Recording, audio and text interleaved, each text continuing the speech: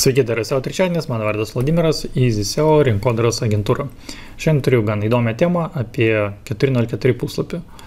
Mažai kas kalba, mano akimis, bet tai yra vienas iš svarbiausių puslapyje, tinklapyje, ypatingai jeigu tai yra elektroninė parduotuvė. Apie tai, kodėl tai yra svarbus tinklapis ir bus mano video. Bet pradėkime nuo to, kas yra 404. Beje, jeigu jūs žinot, kas yra 404, kodėl jis generuojamas, kaip jis generuojamas, galit prasukti apie minutę, kitiems trumpai dabar parodysiu, kas tai yra. 404 yra klaidos pranešimas. Štai čia galima pas mus ir paskaityti, bet klaidos pranešimas, kai, pavyzdžiui, puslapis, kažkoks vidinis puslapis jūsų tinklapyje nebeegzistuoja, resurso nebėra, buvo pašalintas, kažkas ištrynė, gal net po turinio valdymo sistemos gal atnaujinimo atsirado kažkokia klaida. Bendrai tai yra klaidos pranešimas, kad turinio nebėra. Ir tai gali atrodyti, štai yra pora pavyzdžių, gali atrodyti štai taip. Čia yra nestilizuotas 404 puslapis. Dar galėjo atrodyti ir tai taip, arba anksčiau atrodė. Vaizdas gali būti ir toks. Bet bendrai tai yra nestilizuotas pranešimas apie tai, kad puslapis nerastas. Bet čia yra keli momentai, kad tą puslapį galima stilizuoti, čia tikrai yra daug vietos kūrybiškumui, galima padaryti tą puslapį praktišku ir naudingu verslui. Ir be to, ką reikėtų paminėti, kad čia yra vienas iš svarbiausių gal SEO elementų, galima taip pasakyti. Jeigu jūs turit keletą tokių klaidų jūsų tinklapyje, tai greičiausiai nebus kaip kritinė klaida, bet jeigu jūsų tinklapyje yra labai daug 404 klaidų, tai gali turėti neigiamos įtakos tinklapio pozicijoms, galima taip pasakyti. Dėl ko? Dėl to, kad paieškos sistemų robotai ateina, bando išparsinti arba bando nuskenuoti turinį, jo neranda, grįžta vėl, neranda, kelis kartus pabando ir taip išvaisto resursus. Taip, serveriai arba robotai turi savo resursus ir jeigu pažiūrėti per visą pasaulį, kiek yra netvarkingų tinklapių, kiek gali sugeneruoti tokių netvarkingų klaidų pasaulio mastu, tai tada galima suprasti, kodėl Google robotai nenori skenuoti arba rečiau tada ateina skenuoti netvarkingus tinklapius. Čia kaip ir siunčiamas prastas signalas arba signalas, kad tas tinklapis yra nesutvarkytas ir galima šiek tiek jį prilaikyti. Gerai, užteks apie SEO. Dar, kaip sužinoti, jeigu aš nesu ne SEO specialistas, kaip man sužinoti, kiek aš turiu klaidų savo tinklapyje. Yra įrankiai, kurie gali padėti nuskenuoti, pavyzdžiui, štai čia. Šitam aprašymė yra parašyta, kad ir galima vėliau paskaityti, yra Screaming Frog, Ahrefs Website Auditor, galima panaudoti, iš Ahrefso galima nemokamai panaudoti savo tinklapių skenavimui, Screaming Frogas turi limitą, bet irgi galima su juo padirbėti. Website Auditor, man atrodo, kad vis dar yra nemokama versija, kuri galėtų nuskenuoti tinklapį ir galima pamatyti, kiek yra klaidų. Taip pat galima panaudoti Google Search Console ir ten pamatyti, kur yra generuojamas 404 klaidos. Gerai. Einam prie įdomiausios dalies, parodysiu, kaip galima stilizuoti, čia yra, sakykime, žinomi pavyzdžiai, parodysiu, kaip atrodo mūsų tinklapio 404 klaidos puslapis, galėsite ir patikrinti.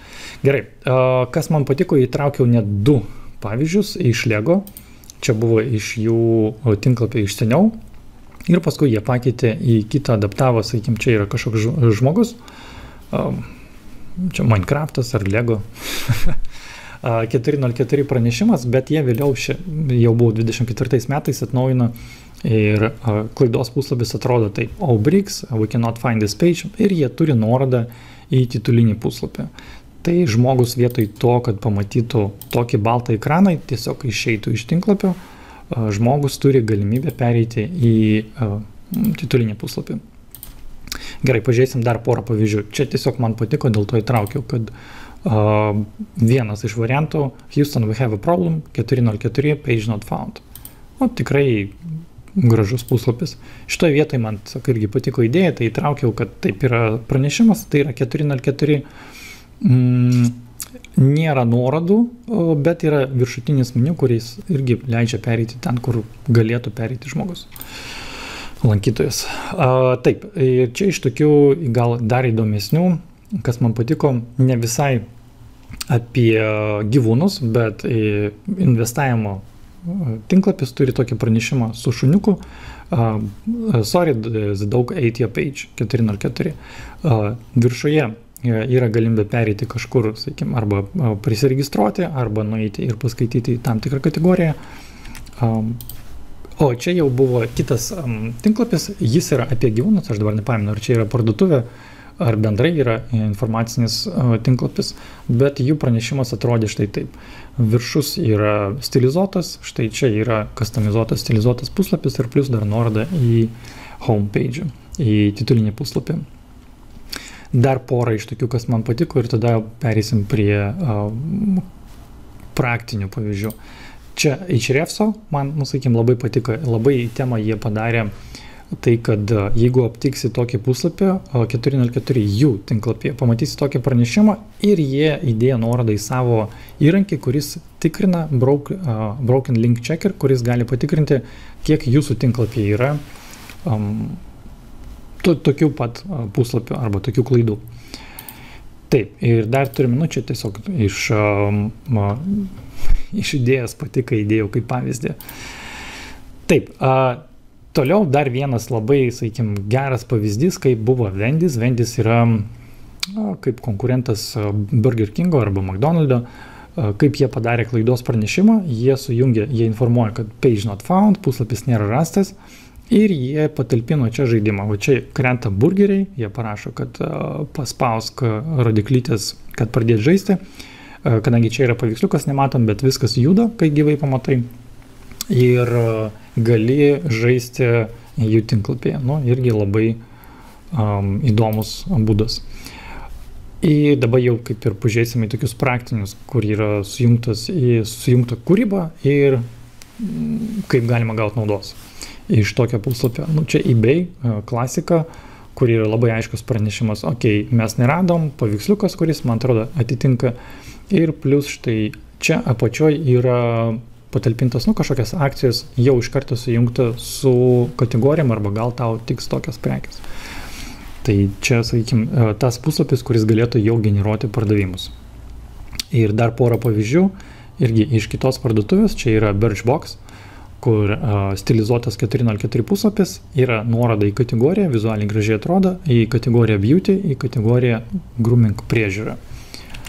Ir čia, sakykime, vienas gal iš geriausių pavyzdžių Snapdeal, kur yra, čia gyvai atrodo įdomiau, yra personažas, kuris gali, sakykime, taip, tu pasirenki kategoriją, kategorija yra nuspalvinta, gali perėti, pavyzdžiui, mane domina muzikiniai instrumentai ir galėčiau perėti iš karto į tą kategoriją. Ir kas įdomu, štai čia yra informacija apie saugų atsiskaitimą, plus yra pagalbos centras, ir čia dar, taip, čia yra nuoroda parsisiųsti jų appsą. Ir plus dar apačioj, man atrodo, čia yra footeris, jeigu aš gerai prisimenu, tas footeris, kuris turi irgi daug naudingos informacijos. Tai štai taip galima apjungti klaidos pranešimą.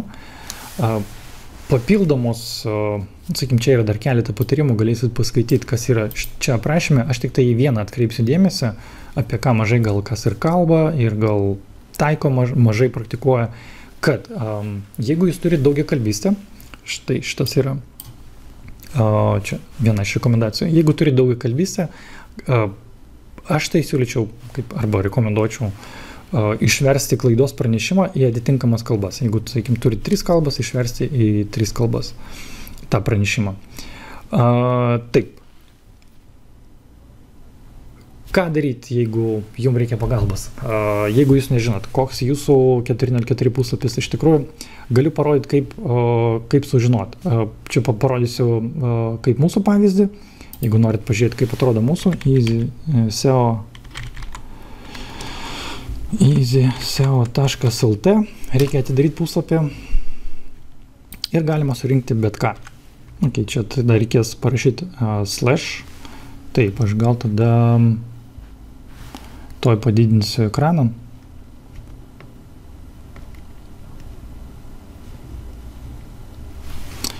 Padarysiu tokį screenshotą. Taip, reikia dar pridėti slashą 404 ir paspausti Enter. Ką mes čia pamatysim, tai yra standartinis pranešimas 404. Taip, čia gal mažai vietos arba mes mažai dėmesio skiriame iš kūrybiškos pusės, bet iš praktinės pusės, kadangi aš labai racionalus žmogus, pas mus yra padaryta taip, kad yra stilizuotas 404 puslapis ir jame yra aprašytos mūsų paslaugos ir dar yra, sakykim, šiek tiek naudingos informacijos apie ką mes čia turim, yra SEO naujienos, dar yra SEO trečiadienio pranešimai. Štai taip atrodo mūsų puslapis. Tiek bus šiam kartui. Jeigu reikės pagalbos su jūsų puslapiu, norit sužinoti, kaip atrodo, arba norit stilizuoti jį, norit kažkokių gal idėjų, reikia pagalbos su įgyvendinimu, gali su mumis susisiekti. Tiek yra šiam kartui. Iki.